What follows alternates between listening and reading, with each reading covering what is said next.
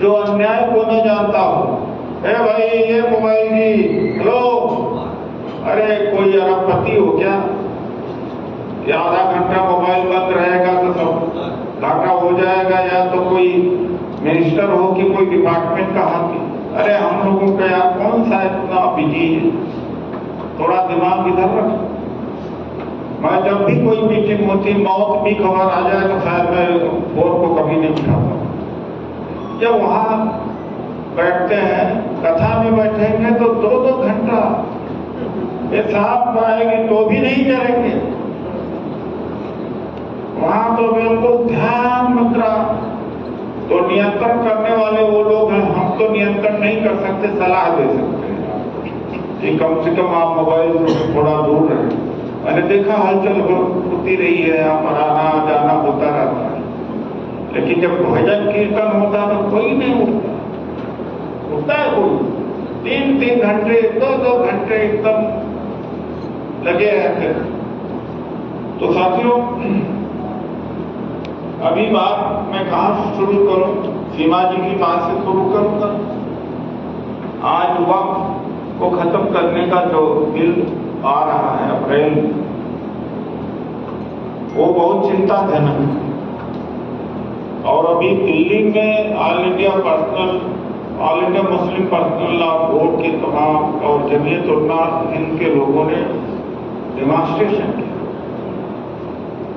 और मैं पूरे देश के जितने तंजीमें हैं, जितने इदारे हैं, मैं सबसे यही कहने की कोशिश करता हूँ कि भाई आप अकेले मत लो। जहाँ दाढ़ी वाले और टोपी वाले देखे काम आरएसएस का, बीजेपी का बन जाता है। हम बराबर दिखे, दलित भी और पिछड़ा भी आपके साथ बराबर होगा, चाहे कम भी संख्या होगी तो आप जीत सकते हैं। लेकिन वो किसी तरीके से बन नहीं पा रहा जैसा। और सब टोपी वाले, दाढ़ी वाले, तो उनका काम, आरएसएस का काम बढ़ जाता है कि देखो मुसलमान इकट्ठा हो रहे हैं, हिंदुओं को इकट्ठा हो रहे हैं। हमारी कोशिश बहुत रहती है कि ज्वाइन होना चाहिए, हम 2 कदम आगे जाने की कोशिश, आगे बढ़ करके। लेकिन मुस्लिम समाज में एक चीज है कि जब धार्मिक मुद्दा कभी आ जाए तो इकट्ठा हो जाते हैं, लेकिन मान लो कोई अत्याचार हो जाए, नौकरी की बात है, शिक्षा की बात है, कहीं इस देश में मुस्लिम समाज को इकट्ठा होते नहीं, इकट्ठा हो ही नहीं सकता। मुशायरा में आप देख लीजिए, एक मुशायरे वाले को बुला लीजिए, 25,000 50,000 इकट्ठा होते हैं। ये कैसे ब्रेक किया जाए? आप तभी इसको खत्म कर सकते हैं जब आप बहुजन कंसेप्ट के साथ आएंगे तो उनको भी समझ में आएगा। मैंने बहुत कोशिश किया, ऐसा कम नहीं किया। जब गोधरा कांड था जज साहब, मैंने वहां पर दलित मुस्लिम रथ चलाया, और जमीयत उलमा हिंद जो देश की बहुत बड़ी तंजीम है, दलित मुस्लिम तैयार किया था, लेकिन उसके बाद अपनी दुनिया में खो जाते हैं।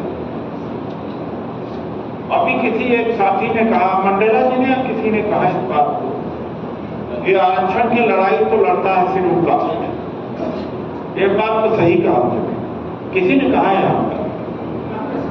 और यहाँ हालत है कि मैं 90 में जब मंडल कमीशन की घोषणा हुई थी, तो उसमें वहां के जो ओबीसी के कुछ समाज के लोग थे, लाठियों से मार रहे थे दलितों को कि अरे ये आरक्षण वाले हैं, जबकि ओबीसी को ही आरक्षण दिया जाए। ये हालत है।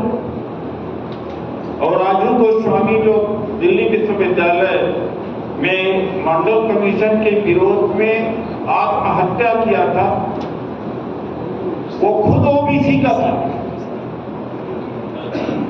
वो राजू गोस्वामी वो खुद ओबीसी का था। आग लगा दिया था, ये मंडल के विरोध में आग लगा दिया था। अभी किसी एक साथी ने कहा कि अरे रिजर्वेशन नहीं मांगना चाहिए। अरे भाई, यही तो हमारी लाइफ लाइन है। दलितों को स्कॉलरशिप मिली, वजीफा मिला, कोटा मिला,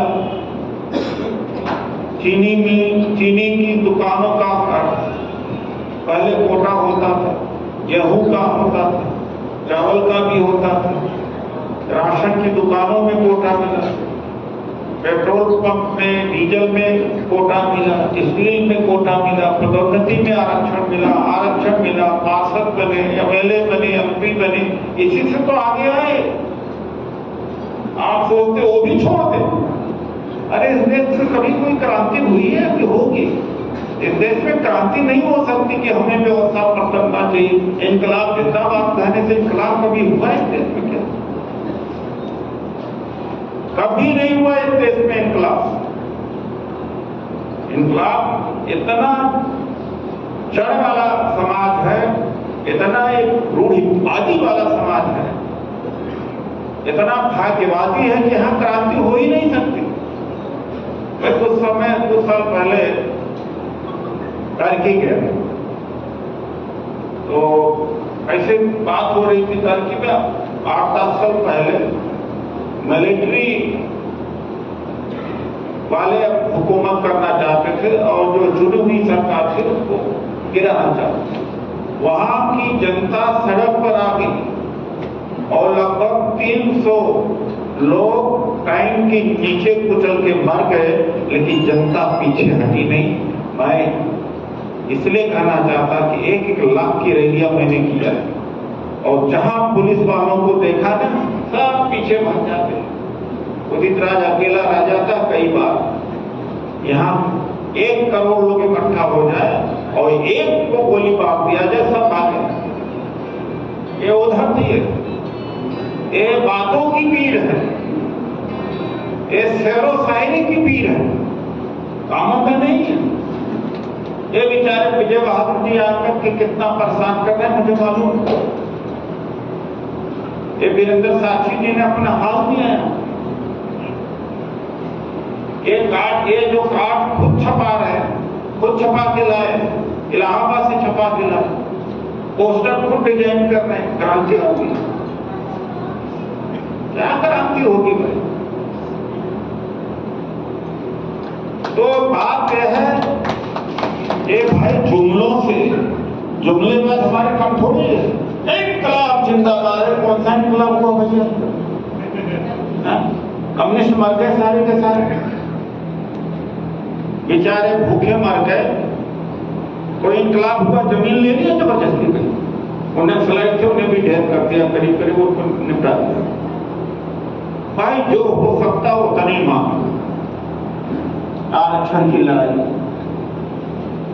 भागीदारी उतने करो जिससे हम अभी तक रिजल्ट रहे। आज मुस्लिम समाज हायर एजुकेशन में 4% है, शेड्यूल कास्ट कितना आ जाते? 15%। हाईएस्ट है शेड्यूल कास्ट का, अपर कास्ट के बराबर हो जा रहा है। क्यों? इसी स्कॉलरशिप से, इसी कोटे से, इसी वजीफा से। अब मैं आप चाह रहे हो कि वो भी छोड़ दें, कि हमें व्यवस्था परिवर्तन करना है।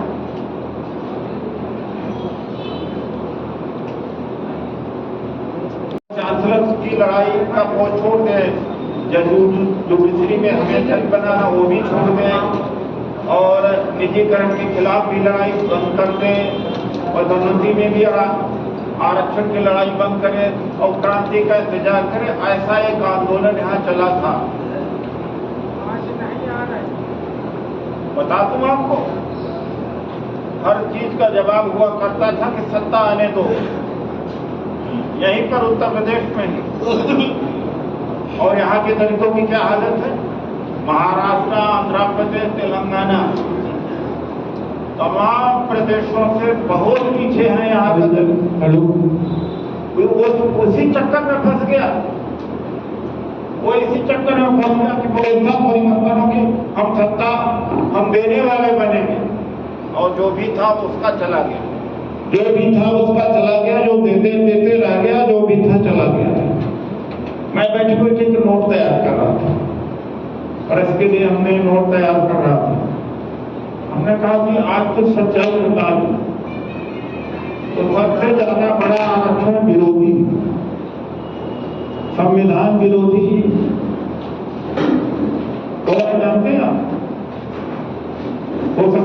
दो चार लोग नाराज हो जाए, रहे न रहा हो, लेकिन उन्होंने सबसे ज्यादा आरक्षण विरोधी, संविधान विरोधी काम किया। किसने काम किया जानते हैं? मायावती ने किया। आप चौंकेंगे। 2007 में जब मुख्यमंत्री मायावती बनी, तो जब अनुसूचित जाति जनजाति अत्याचार निवारण अधिनियम ने एक सर्कुलर जारी किया कि केवल हत्या और बलात्कार के मामले में ये दलित कानून लागू होगा, जबकि 122 तरह के 121 तरह के ऑफेंस हैं, उसमें केवल 2 ही ऑफेंस नहीं है। उस समय मैं परिषद के माध्यम से इलाहाबाद हाई कोर्ट में याचिका फाइल करके फिर वो जो ऑर्डर जारी किया था उत्तर प्रदेश सरकार ने या मायावती की सरकार ने, उसको वापस कराया।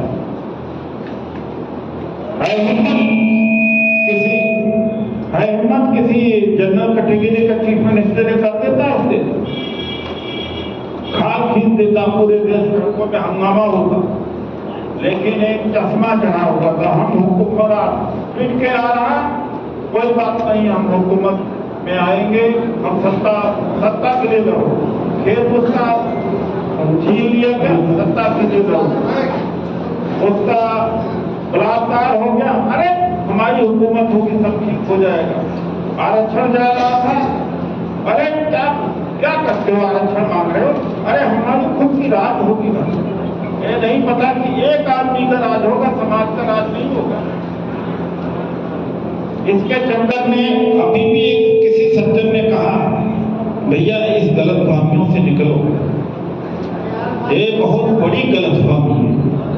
और डॉक्टर अंबेडकर ने कभी व्यवस्था परिवर्तन करने के लिए एक लक्ष्य रखा था, लेकिन हर कदम पर अधिकार लेते रहे। पूना पैक्ट से लेकर के 1942 में जब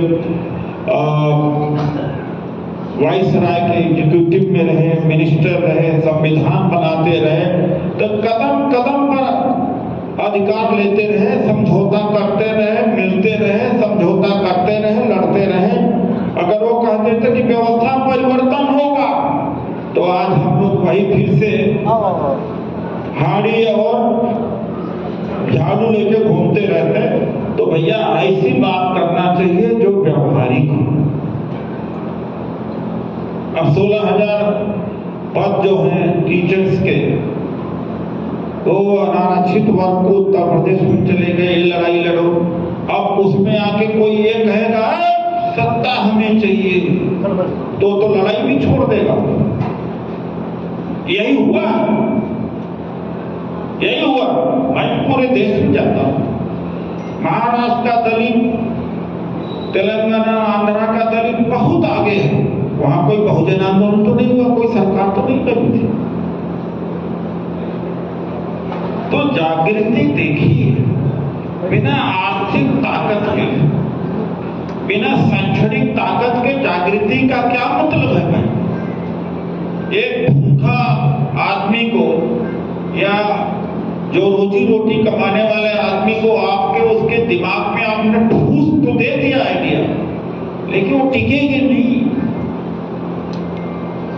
तो ये कर्मचारी अधिकारी जो आरक्षण के थ्रू आया, वही फैलाया है सब।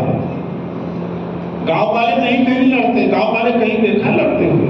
मैं गांव से, आज भी किसी गांव में बलात्कार हो जाए या घर जला दिया जाए, 50 गांव के 10 गांव के दलित इकट्ठा नहीं होंगे, ओबीसी इकट्ठा नहीं होंगे।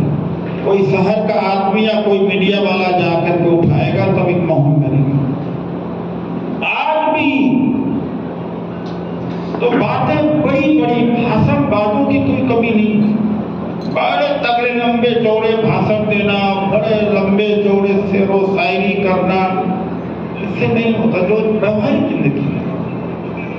डॉक्टर अंबेडकर को 80-90 तक इस देश में लोग नहीं जानते थे, उत्तर भारत में नहीं जानते थे, बहुत कम लोग जानते थे। ये जब पढ़ा लिखा वर्ग, कर्मचारी अधिकारी जब पैदा हुआ, तब उसने पढ़ना शुरू किया। जागृति कहाँ होती जानते हैं आप? मैं खुद उसी का हूँ, मैं गांव से निकला हूँ और जवाहरलाल नेहरू यूनिवर्सिटी में गया। घर से कोई पैसा नहीं मिलता था, ट्यूशन वगैरह पढ़ा करके अपनी जिंदगी चला रहा था। आंदोलनकारी था, मैं कम्युनिस्ट था पहले, तो उसके बाद में भूखों रहना पड़ता है। लोगों ने कहा भाई नौकरी तो करना है, रामराज जी हमारे सीनियर हैं, जानते हैं, वकील साहब। अब घर वाले कहे हो तो मरोड़ गया हो गया, भीख मांग रहा हो। और मैं सोचूं पता नहीं घर वाले कैसे होंगे, चिट्ठी उट्ठी लिख देता। अपनी मैंने ऊपर बीती हुई बात बता रहा हूं। तो सवाल इस बात का है, फिर मैं IAS ऑफिसर बना, लेकिन कभी नौकरी करने के चक्कर में नहीं होता। वो आरक्षण में होता, कमिश्नर में न होता। और एक कर्मचारी अधिकारी जब बनता तो 100 200 लोग, परिवार, गांव का गांव बदल जाता है। तो इसको अंडरमाइन नहीं करना चाहिए। इसलिए मैंने कहा कि ये धारणा गलत है। उत्तर प्रदेश में एक चीज वही हुआ था, कभी खूब पिट रहे थे और कह रहे, और फिर भी काम करते चाहे हमसे कि हुक्मरान बनना है।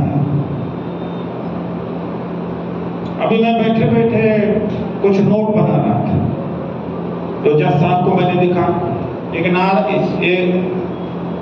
जो सबसे बड़ा हमारा आंदोलन था वो 2000 में था।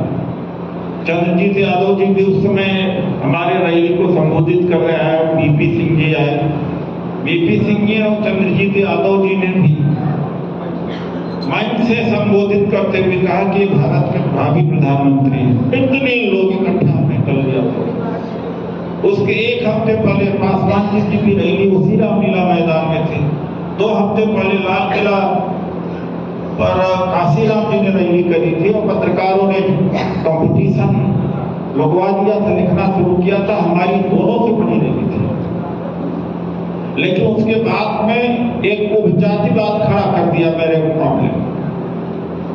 पहले मेरी कोई जाति होती नहीं जाता, मैं जाति को मानता हूँ।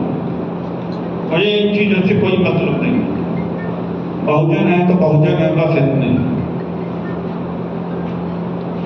तो सवाल साफ, जो अपने अधिकार हैं, मुद्दे हैं, उसको लड़ना चाहिए। यही बात सर्किट हाउस में जज साहब कह रहे थे, अरे भाई अधिकारों की लड़ाई लड़ो, आर्थिक लड़ाई लड़ो, भागीदारी की लड़ाई लड़ो, लेकिन जो लड़ना नहीं चाहते, जो आसान रास्ता तलाशते हैं, वो भावुक बात, बड़ी बातें कह देते हैं।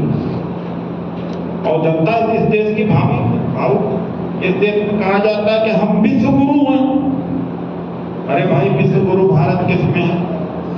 आर्टिफिशियल इंटेलिजेंस में क्या उसने मोबाइल बना दिया, क्या माइक बना दिया, क्या घड़ी बना दिया, क्या इलेक्ट्रिसिटी बना दिया, क्या एयर कंडीशनर बना दिया, क्या कार बना दिया, क्या मतलब स्पेस में चला गया, क्या भुखमरी खत्म हो गई, क्या ऐसा सारा ब्रिटिश सिस्टम हम लोग पढ़ते हैं।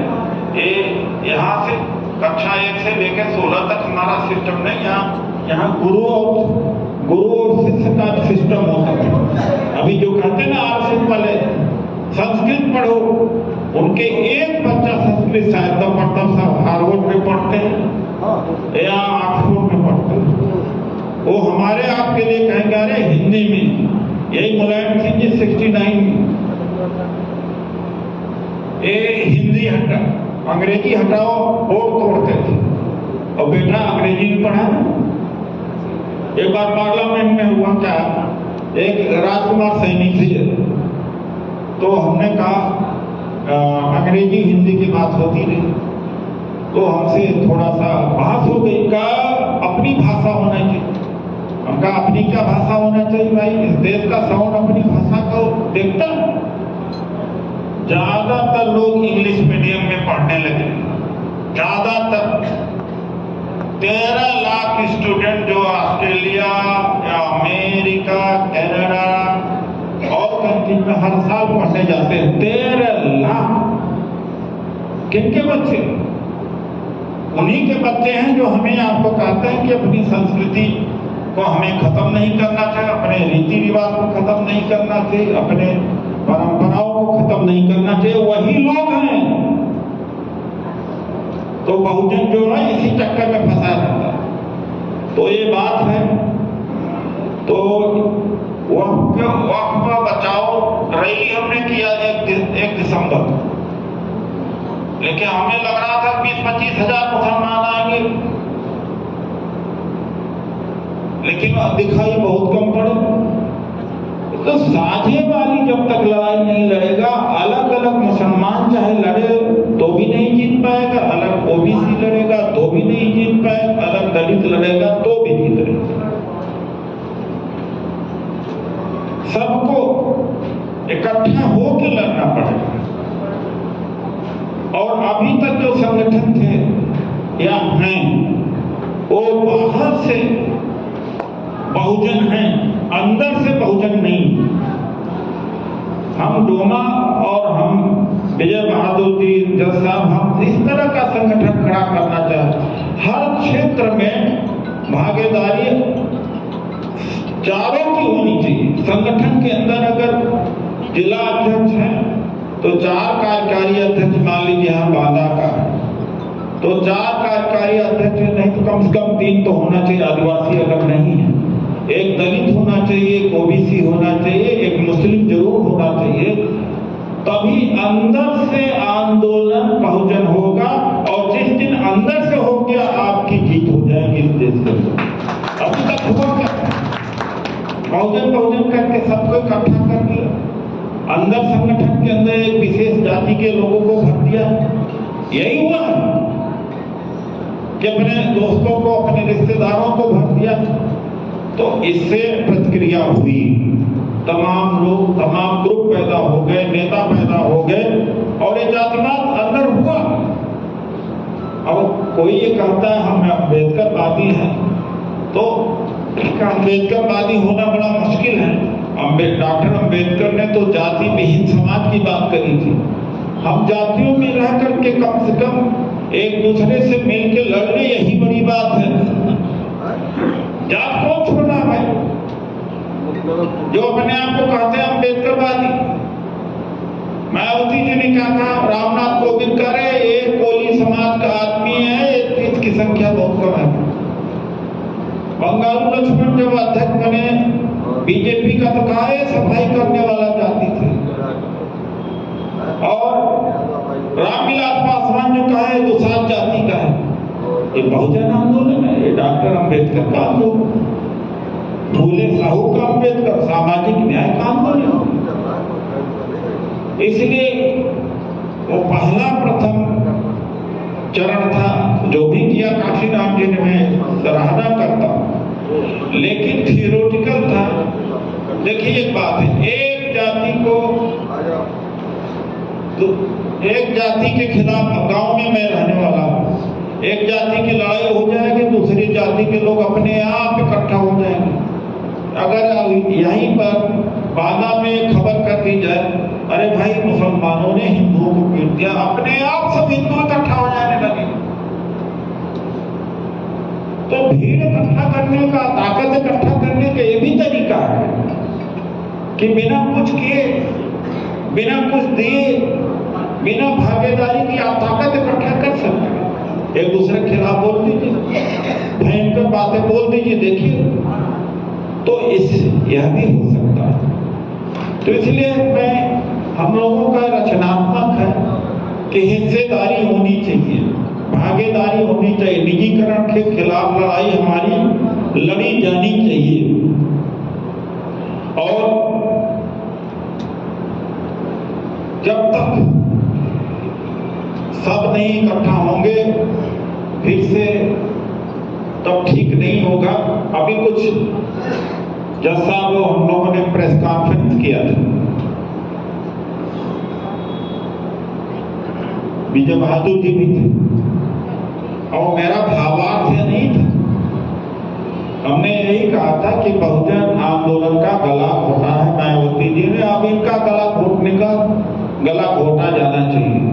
उसका मतलब यह था कि जो सामाजिक आंदोलन से बहुजन समाज पार्टी पैदा हुई, सामाजिक आंदोलन से ही न पैदा हुआ, फिर उसका क्रेन निकाला जाए, उसका एक ऊर्जा, उसका उस ऊर्जा का फायदा उठाते हुए पॉलिटिकल पार्टी। अब इसके 2 भाग हो जाते हैं।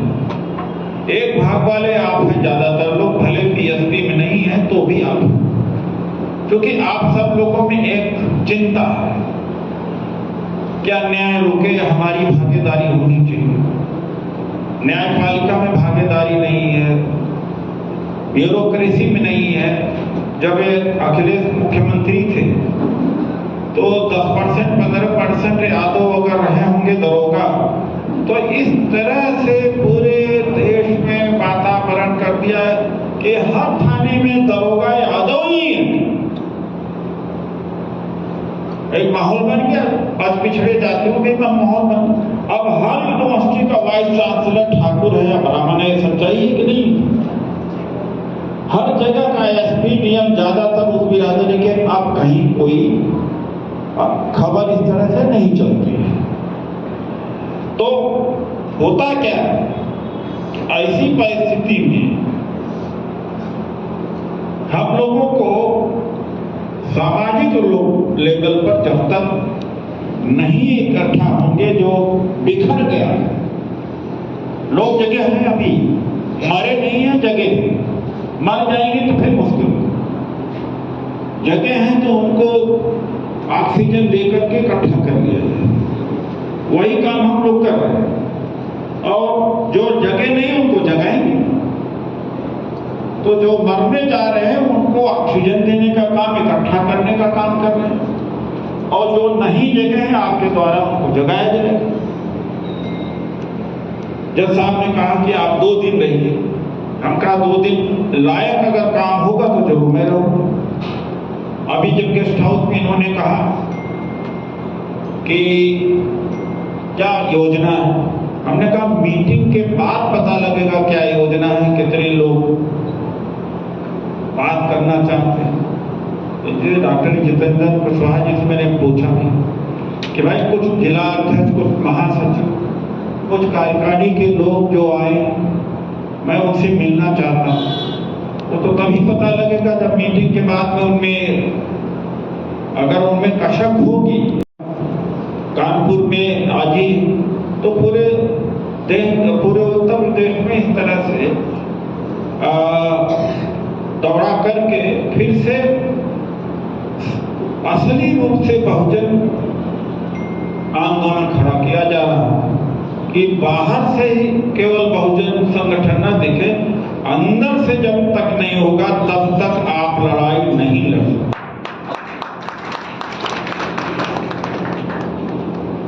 तो अंदर से भी भागीदारी चाहिए। हम दूसरों से तो भागीदारी मांगते हैं, हम क्यों भागीदारी नहीं देते हैं? धोबी समाज है वो निगलेक्टेड रहता है। अगर धोबी समाज का नेता है तो चमार निगलेक्टेड है, चमार का नेता होता है तो खटिक निगलेक्टेड रहता, फिर यादव नहीं रहता, फिर कुर्मी नहीं रहता, मुस्लिम नहीं रहता। फिर ऐसे लड़ाई लड़ नहीं सकते। इस तरह से हमने संगठन का उद्देश्य बनाया है। और एक बात यहाँ बहुत आई, जैसे अभी राधेश्याम जी ने कहा और मंजू जी ने, मजदूरों की लड़ाई। भाई देखिए ऐसा है, मुझे आप लोगों से शिकायत भी है, आपसे शिकायत इसलिए मुझे दया भी आती है। मैं उस दौर से गुजरा हूं, थोड़ा बहुत, थोड़े से पता लग गया था। जरूरी नहीं कि पूरा जिंदगी में, अब रोज का हिसाब किताब जब बनिया भी करता, व्यापारी भी करता, किसान करता, तो मुझे भी करना चाहिए कि आज हमने काम किया है, 1 महीना काम किया हमारे संगठन की। कैसे यही गरीब, यही मजदूर कुंभ में जाना होगा तो इधर उधर से पैसा जुगाड़ कर लेगा, कथा जागरण के लिए कर लेगा। लेकिन मंजू जी कहेंगे अरे हाँ तो हमें तो पैसा नहीं, कोई ले चले। तो और वही कुंभ में चाहे 10,000 बिहार से आया, मरा सब मरा गरीब, 10,000 रुपया खर्च कर दिया, आप 100 रुपया नहीं दे पाएंगे। विजय बहादुर जी 100 रुपया इकट्ठा नहीं कर पाए। ये समाज है।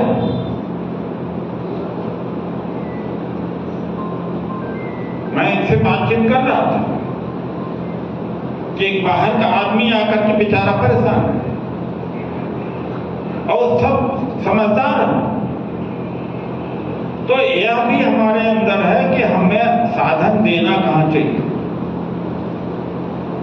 देखो ऐसा है कि इस देश में अंबानी के पास भी पैसा नहीं है, अडानी के पास में भी पैसा नहीं है दान के लिए, जो उसको आगे और इकट्ठा करना। वरना एक मजदूर के पास में भी दान के लिए, आंदोलन चलाने के लिए शक्ति होती है। जब को मेला को चलवा सकता है, इनकी दुकान दौड़ी चलवा सकता है, तो छोटे से आंदोलन को नहीं चला सकता। होती है भावना की। मैं बचपन में देखता था, मेरे घर पर जब कथा सुनाने पंडित जी आते थे तो 100 रुपया देते थे, पंडित जी नाराज हो जाते थे, तो बाप जो है 500 रुपया देते थे तो भी नाराज हो जाते थे। तो अगर वही 10 रुपया भी कोई मांगने जाता, अरे भाई कहाँ है, गरीब है कहाँ। ये एक बहुत बड़ी समस्या है। अपने आप जो बहुजनी पूरे उत्तर प्रदेश में, देश में फैला जाता, ये ऑल इंडिया धोबी भाषा के किसके हैं भाई?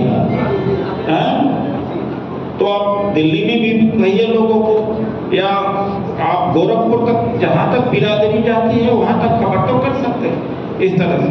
एक बात मैं और लास्ट में कहूंगा, ज्यादा देर तक आपके बीच में नहीं रहूंगा। वो एक बात यह है कि सोशल मीडिया का इस्तेमाल हमारे लोग नहीं करते।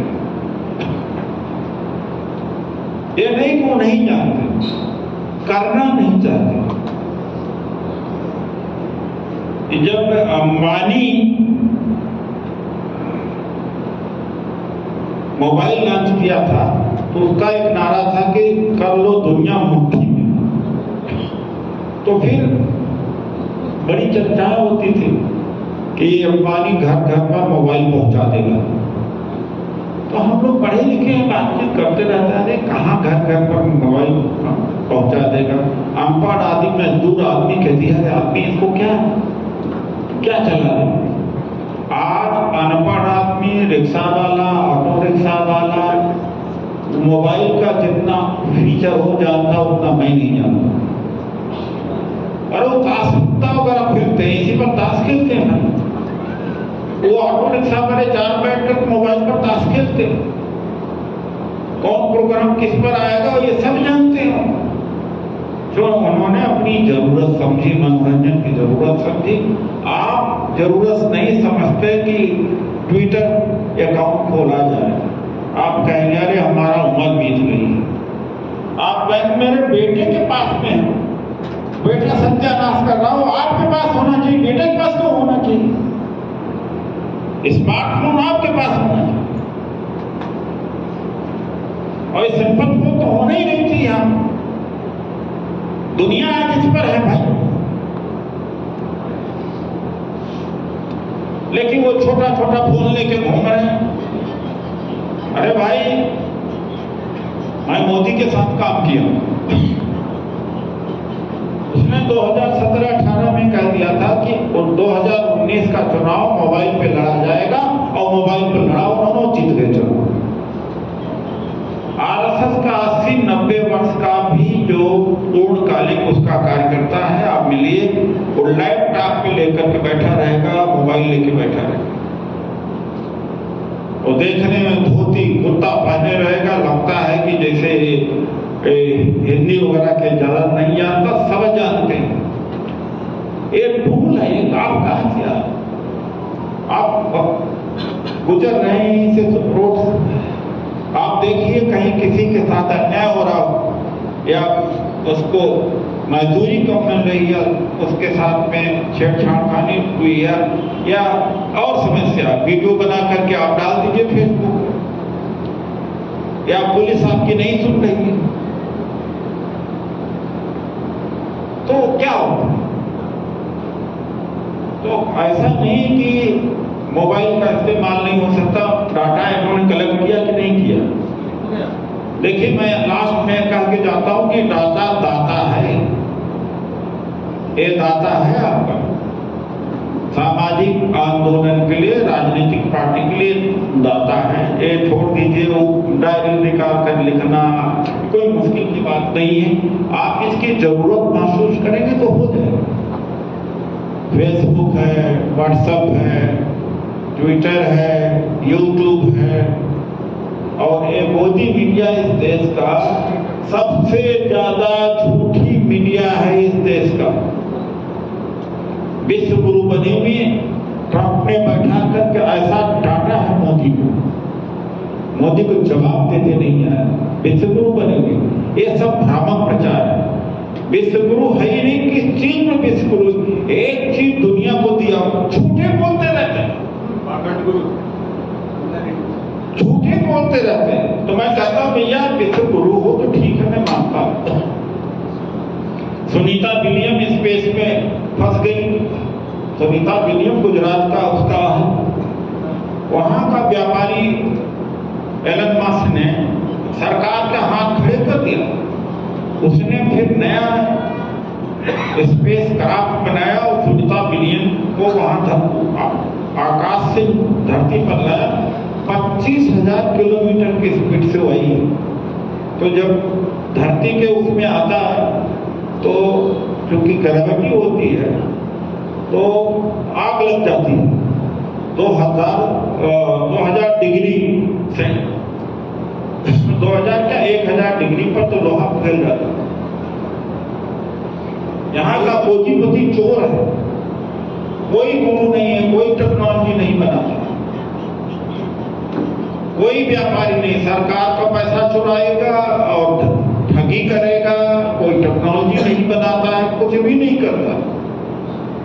तो विश्व गुरु कह रहे हैं, विश्व गुरु ये सब फर्जी है। विश्व गुरु होते, आपने डंकी फिल्म किसी ने देखा है? अभी अमेरिका ने भारतीयों को जंजीर और हथकड़ी लगा करके जान करके यहाँ पर इंडिया में भेजा और ट्रंप ने इतना जलील किया, उसके बावजूद में एक बेशरम लोग कहते हैं कि हम विश्व गुरु हैं। और मोदी उसके पहले गए थे। मोदी यह नहीं कह सके, हिम्मत हो सके कि भाई हमारे भारतीयों को भारत में इस तरह से हथकड़ी और जंजीर लगा कर मत भेजो। वहां कोलंबिया के प्राइम मिनिस्टर ने कहा नहीं, मैं अपनी जहाज भेजूंगा, मैं अपने नागरिकों को जंजीर और हथकड़ी लगाए हुए नहीं आने दूं। किस बात का? ये विश्व गुरु हमारे लिए बने, हम मूर्ख बनाने के लिए बने, कुछ नहीं। तो ये हालात है इस देश के। तो जैसे अभी जज साहब कह रहे थे कि अक्टूबर में एक रैली हुई, 1000 अगर हमारे साथी मिल जाए रिजर्वेशन पर, भूमि पर, और जो हमारे अधिकार है संविधान बचाने का, जाति जनगणना के बगैर ओबीसी आगे नहीं आ सकता। ओबीसी के जो भी जातियां, आप किसी भी दल में रहिए, बीजेपी में रहिए, कोई बात नहीं है, कांग्रेस में रहिए, समाजवादी पार्टी में रहिए, कहीं भी रहिए, लेकिन रोमा के प्लेटफॉर्म पर रहिए, जो कि हम इसकी लड़ाई लड़ेंगे। वो लोग नहीं लड़ पाएंगे। ये सामाजिक आंदोलन की ही दबाव था कि मंडल लागू हुआ था, क्योंकि उनको हर जाति का वोट चाहिए। जो नागराज का केस था, पदोन्नति में आरक्षण का केस था, इसका तो मैं लड़ा हूं 11 दिन या 9 दिन था, लगातार सुप्रीम कोर्ट में बैठ करके लड़ा। और जाकर के मायावती जी यहाँ पर वही मुकदमा, उसी नेचर का मुकदमा लखनऊ हाई कोर्ट में हार गए। डिमोशन हुआ लाख 1.5 लाख कर्मचारियों का, और दोषी किसको माना गया? अखिलेश यादव की सरकार को, जबकि अखिलेश यादव की सरकार का दोष नहीं था। मैं जानता हूँ, बहुत बारीकी से जानता हूँ जितने केस लॉज हैं, जितने अमेंडमेंट्स आए हैं। और एक बात मैं यहाँ और बता देना चाहता हूँ, गलत फहमी से दूर निकलो, संविधान की प्रति उठा लीजिए, रिजर्वेशन वर्ड नहीं है कहीं पर। आप आज जाके देखिए, रिजर्वेशन वर्ड नहीं कहीं। मैं इसलिए कहता हूँ कि जिसने कुछ दिया आप उसी को गाली दिए चले जाएंगे।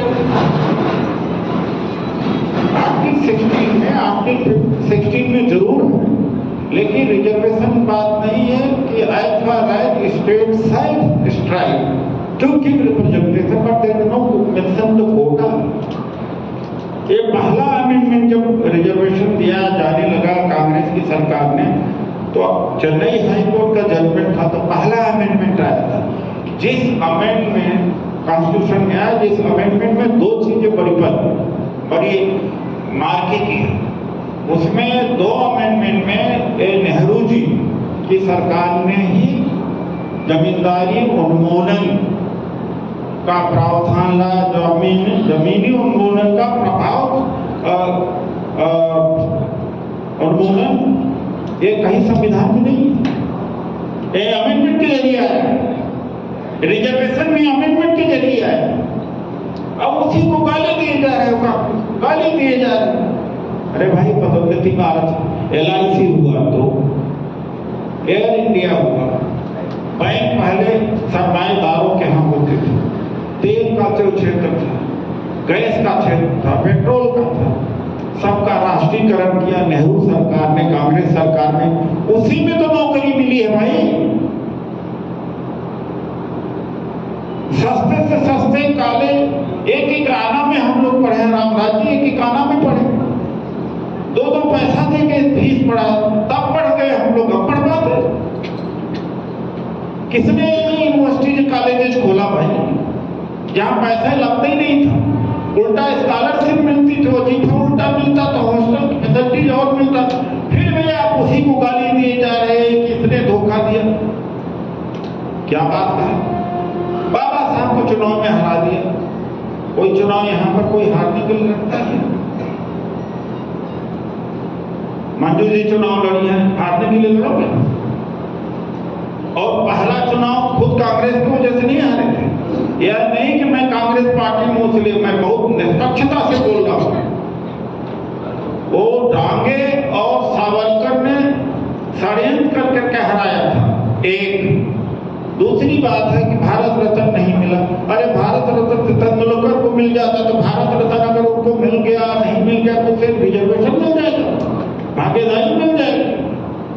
ये प्रोपेगेंडा बीएसपी ने किया, इमोशनल प्रोपेगेंडा। ना उसने स्कॉलरशिप की लड़ाई लड़ी, वजीफा की लड़ाई, भर्ती की लड़ाई लड़ी, ना पदोन्नति में आरक्षण की लड़ाई लड़ी, ना भागीदारी की लड़ी, ना भूमि की, भूमिहीनों को भूमि की लड़ाई लड़ी, न निजी क्षेत्र के खिलाफ में लड़ाई लड़ी, न संविधान बचाने के लिए लड़ाई लड़ी, न जजेज को भागीदार, हमारे जजेज होते हैं उसकी लड़ाई लड़ी। कौन सी लड़ाई लड़ी दिया? तो सबका सब दिया हुआ कांग्रेस को, उसी को, और ओबीसी के लिए मैं कहता हूं। 1992 में मंडल जजमेंट आया, जब कांग्रेस की सरकार थी, और ऐसे बड़े फैसले जो होते हैं सरकार के होते हैं, और जिसके विरोध में कमंडल निकला, कांग्रेस की सरकार ही थी 16 दिसंबर 92 में, वो भी कांग्रेस की देश थी। आज लाखों डॉक्टर इंजीनियर बन गए इस देश पे। 2006 में अर्जुन सिंह जी ठाकुर व्यक्ति ने आरक्षण दिया ओबीसी को, नहीं हायर एजुकेशन, इंजीनियरिंग और मेडिकल का हायर एजुकेशन सारे, ये कांग्रेस की देन है। 2006 की बात है। फिर भी ओबीसी की कितने लोगों को पता है?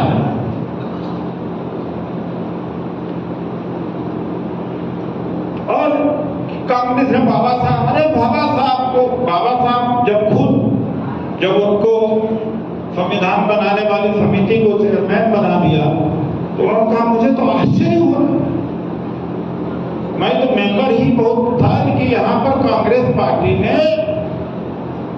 हमें तो चेयरमैन बना दिया, मंत्री बना दिया। यही बात। और दूसरी बात, एक चीज और बहुत फैली हुई, अभी भी पागलों की कमी नहीं कि डॉक्टर अम्बेडकर को तो संसद में आने से और संसद सभा में आने से कांग्रेस ने रोका था।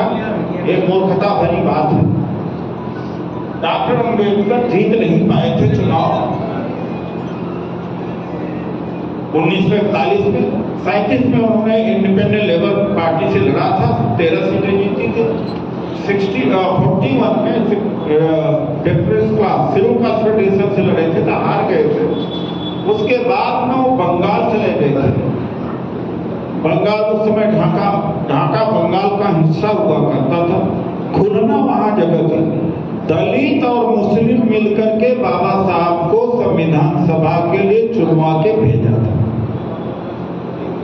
जब उसके बाद भारत बट गया, भारत पाकिस्तान बट गया, बाबा साहब की संविधान सभा में सदस्यता खत्म हो गई थी। कांग्रेस ने एम.आर. जयकर बंबई में, आप गूगल करके चेक कर लीजिए, इस्तीफा दिलवाया, फिर डॉक्टर अंबेडकर को संविधान सभा में चुनवा करके लाए। ये सब कांग्रेस की थी। और कोई हिंदू कोड बिल के बारे में बहुत लोग कहते हैं, इतने मूर्ख लोग, हिंदू कोड बिल, अरे भारत संसद के बगैर परमिशन की कोई बिल इंट्रोड्यूस होता है? कोई एक घर की खेती है कि जाके इंट्रोड्यूस कर दिया? वो तो नेहरू की कैबिनेट ने अप्रूवल दिया था, बाद में किया भी। ये बड़ी ये जो अफवाहें उड़ाई और ये जो गलतफहमियां हैं, मैं उसको दूर करने के लिए इसका जिक्र हमने किया है। अभी क्या है, डोमा दलित ओबीसी माइनॉरिटी घर घर पहुंचना चाहिए, ब्लॉक ब्लॉक तहसील तहसील पहुंचना चाहिए पूरे देश में। जहां भी कोई भी हो, सभी वर्गों की भागीदारी होनी चाहिए। और मैं फिर से कह रहा हूं कि नॉन पॉलिटिकल है, फिर से कह रहा हूं ये सामाजिक न्याय की लड़ाई लड़ने के लिए है। इन्हीं शब्दों के साथ मैं अपनी बात को